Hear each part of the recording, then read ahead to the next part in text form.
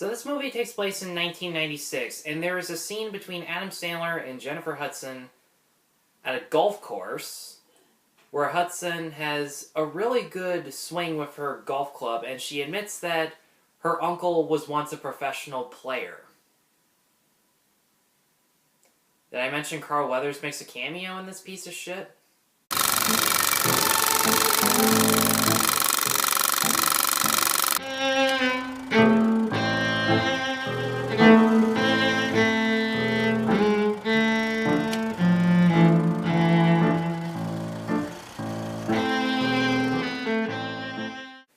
Hi, I'm Tyler, and I'm here to point out the painfully obvious, and that Sandy Wexler is no perfect movie. Big fucking shock there. So in this movie, Sandy Wexler, played by Adam Sandler, is a talent manager in the 1990s, and one day he discovers a woman named Courtney, played by Jennifer Hudson, singing at an amusement park. And when he helps her become an accomplished singer, he struggles with admitting his feelings for her while also managing his other clients with equal interest. Now let me start off with the positives for this movie.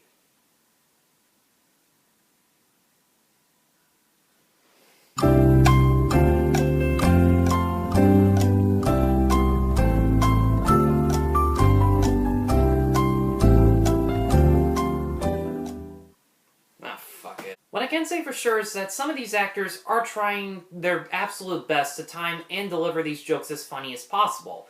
And most of these actors, they completely fail miserably. But if I ever did laugh once during this movie, and I'll admit, I laughed a few times during the movie, it was because of Kevin James, who plays this ventriloquist who talks to his dummies very nonchalantly, as if they have their own personalities and are alive. And yes, it is a one-joke bit, but it was never too over the top. He never flipped out in a way where anyone questioned his logic and he wouldn't go completely insane.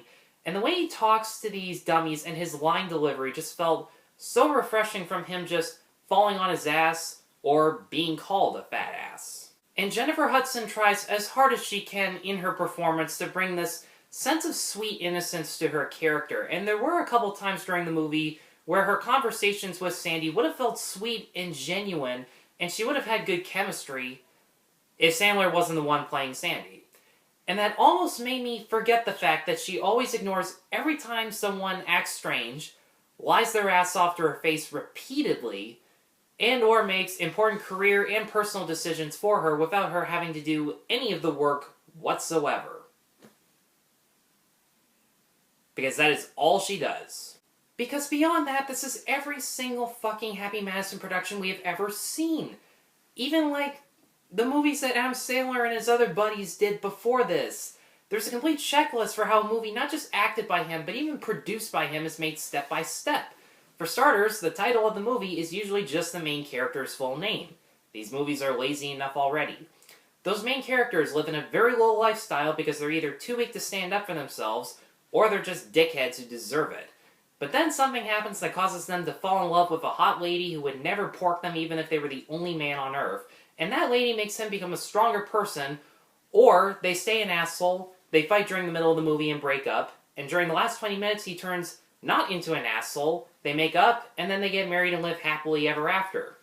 There's some of the most obvious product placement ever where characters say the brand name over and over in the exact same sentence, they read out special features like a restaurant menu to the other characters like it's a normal conversation, or the cameraman just lazily pans over to the brand logo for no reason whatsoever. There's a series of gross-out jokes related to a man's ass, dick, or balls, and the cast is full of actors who are so unfunny that Sandler is the only one in Hollywood who would hire these dumbasses, or a bunch of actors who are funny, except for when they're in an Adam Sandler movie.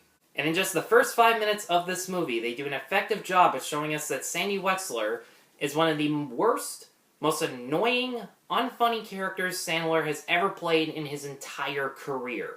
Aside from his usual loud, annoyingly high-pitched voice that he uses, especially when he continuously does this really stupid fake laugh at everyone, he just goes, ah ha, that's real funny. This guy is just a complete pathological liar. The only jokes that Sandy makes during the entire movie is when he makes a false statement to his client, like say, one time he met a celebrity or he got them a job, and then 2 seconds later, once they question him about that, he takes that back and makes a complete different statement that's an even bigger lie.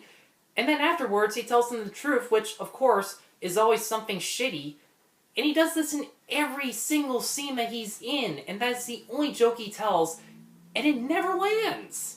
And if this movie were solely about Sandy's relationship with Courtney, this movie would have been a half hour shorter. This movie is 130 minutes long, and it did not need to be, because there's so much filler revolving around Sandler's other clients that it loses complete focus on Courtney, who is supposed to be like the main client that he cares about. Literally the scene after he gets her as a client, she doesn't show up for like a good 20 to 25 minutes, and he's working on Kevin James's act in the meantime for the entire scene, who also disappears for what felt like almost an hour. Some scenes don't even have anything to do with the story, like Sandy being seduced by his next-door neighbor, Jane Seymour, while her vegetative husband is sitting in the bed right next to them, watching the whole thing happen. There's even one scene where it's a clown writing a suicide note right before he kills himself. What the fuck is so funny about that? Really? What does that even have to do with the story? I get that, like, one of his other clients takes his place after he kills himself, but I mean, he presents that as good news. That's fucking stupid.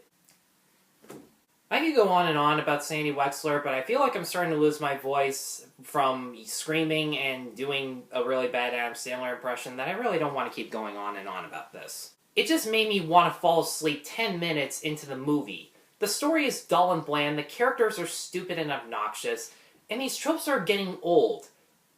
Actually, you know what? No, they were old 15 years ago. I can't even see diehard Sandler fans enjoying this because, to the movie's very little credit, there aren't that many poop jokes. I'm gonna give Sandy Wexler a 1 out of 5. Guys, thanks as always for watching. I really hope you enjoyed that last bit.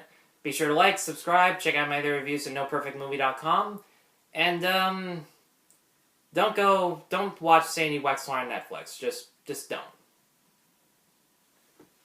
The fuck did I watch this for?